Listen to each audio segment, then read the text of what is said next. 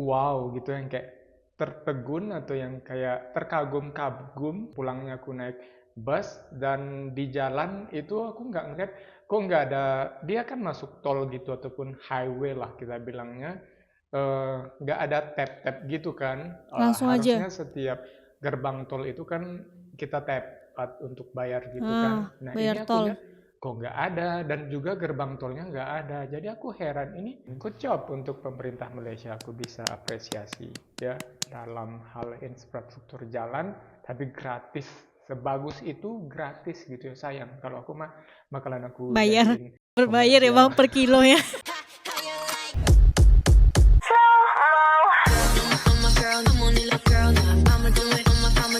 Assalamualaikum, Elsa di sini. Hai guys, hai semua, halo tetangga. Gimana kabar teman-teman semua? Semoga sehat selalu, semoga bahagia selalu, dan semoga hari teman-teman semua selalu good day.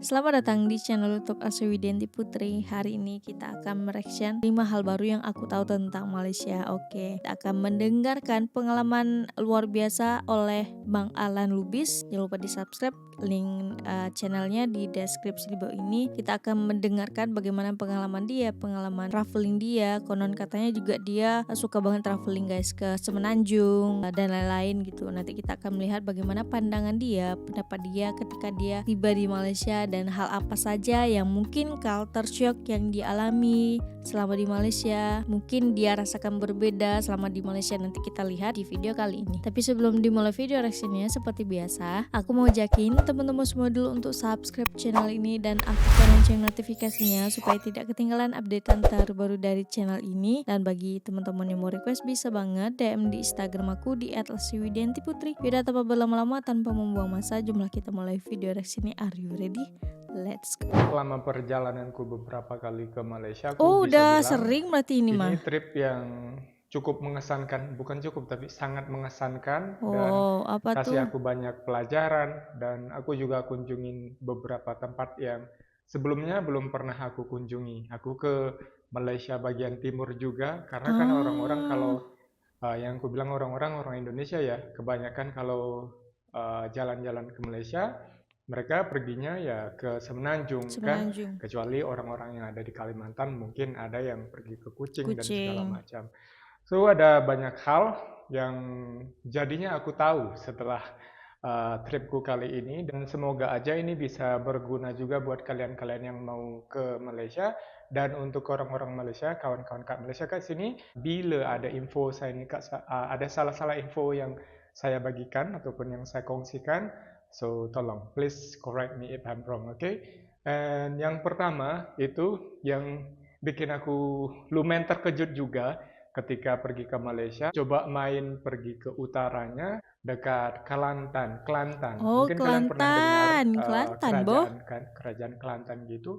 Aku pergi ke situ sebenarnya apa? Karena aku pengen lihat perbatasan dua negara, karena aku suka banget perbatasan negara, nggak cuma negara, yang kayak provinsi aja aku suka banget. Aku perginya yang ke di Rantau Panjang sama Sungai Kolo, itu kan dekat banget, cuman dipisahin sama sungai. Dan yang bikin aku sedikit wow gitu, yang kayak tertegun atau yang kayak terkagum-kagum pas aku pulangnya. Kalau perginya kan aku naik pesawat dari Kuala Lumpur, pulangnya aku naik bus, dan di jalan itu aku nggak ngeliat kok nggak ada, dia kan masuk tol gitu ataupun highway lah kita bilangnya. Nggak ada tap-tap gitu kan. Langsung aja. Harusnya setiap gerbang tol itu kan kita tap untuk bayar gitu kan. Ah, Nah ini bayar aku tol. lihat kok nggak ada, dan juga gerbang tolnya nggak ada. Jadi aku heran, ini sebenarnya tol atau bukan? Aku tanya sama orang yang di sampingku, dia orang Malaysia, dan dia bilang ini dibilang highway juga bukan highway, tapi expressway. Mungkin bisa dibilang seperti itu. Kalau di Indonesia mungkin Expressway. eh, macam jalan bypass mungkin, tapi nggak bisa juga sih, karena kalau jalan bypass di Indonesia itu kurang bypass sebenarnya ya, karena banyak rumah-rumah juga nggak beraturan, kemudian orang gampang masuk sana sini.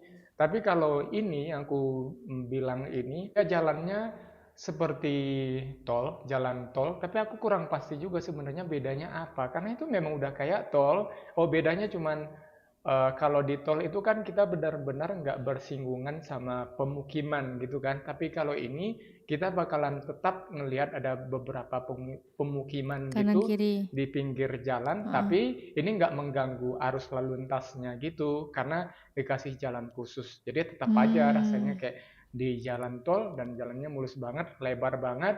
Dan pas aku tanya, ini berbayarkah atau enggak? Karena aku nggak ngelihat ada tab untuk bayarnya dan dia bilang itu gratis dan Wow. panjangnya itu yang kayak sampai 300 300 Kilometer. kilometer. So it's so mind Wow. blowing lah kalau buat aku ya. Aku pribadi dari Indonesia ini, and good job untuk pemerintah Malaysia, aku bisa apresiasi ya dalam hal infrastruktur jalan, tapi gratis. Sebagus itu gratis gitu ya, sayang kalau aku mah bakalan aku Bayar. jadiin Berbayar ya komersial. bang per kilo ya. Itu hal yang pertama yang tambah ilmu sama aku kan, dan sekaligus bikin aku sedikit shock sebenarnya. Dan yang kedua itu banyak bahasa daerah. Hmm. Kita kan mikirnya kalau di Malaysia ya Logat-logatnya banyak. bahasa Melayu lah gitu kan. Orang di Aku sini pun ya wes, pas rata-rata pertama kali reaction Malaysia itu, kukira bahasa Malaysia itu cuma satu bahasa, bahasa Melayu, nggak ada logat-logatnya gitu kan. Ternyata di setiap negeri itu ada logatnya, dan kata-katanya pun itu berbeda-beda gitu di setiap negeri. Jadi kayak, wah gila sih ini selain berbagai kaum, ternyata berbagai bahasa juga banyak di Malaysia gitu. kan berbahasa Melayu, ditambah dengan dua bahasa lain seperti bahasa Tamil atau bahasa Hindi sama bahasa Mandarin kan. Atau bahasa Hokkien juga di sini dipakai. Tapi yang aku maksud bukan bahasa-bahasa itu ya, tapi bahasa daerah. Macam kalau kita nih, kalau aku kan dari Sumatera, aku orang Batak. Di daerahku, di Batak sendiri aja masih beda-beda gitu kan, bahasa antara Batak satu sama Batak yang lain. Nah, di Malaysia itu juga ternyata punya banyak bahasa yang mereka bilangnya nggak bahasa malah. Kalau di Indonesia itu kita bilangnya bahasa. Tapi kalau orang Hmm. Malaysia itu Logat. bilangnya logat. Ya, kalau kita kan logat beda ya. Kalau kita logat kan ketika kita ngomong pakai bahasa Indonesia, tapi logat daerah, misal logat Batak, kalau aku kan, atau logat Sunda gitu. Tapi kalau mereka logat itu seperti bahasa di kitanya, karena aku bisa bilang itu beda loh. Ada beberapa kata yang tetap nyangkut ya, cuman nggak bisa komunikasi antara bahasa yang ini sama bahasa yang satunya. Contoh, orang-orang di Kuala Lumpur kan pakai bahasa Melayu. Itu mungkin bahasa Melayu standar yang dipakai di televisi dan di nasional ya. Kemudian pas aku pergi ke Kelantan itu, bahasa mereka bahasa Melayu, tapi bahasa Melayu Kelantan yang aku sama sekali nggak ngerti. Ada beberapa kata yang aku ngerti, cuman kalau misalkan mereka full pakai bahasa Kelantan, bahasa Melayu Kelantan, seriously, I'm totally lost. Kemudian hal yang ketiga yang Tapi bikin seru loh aku bahasa Kelantan ini tuh kalau kita cukup dengar.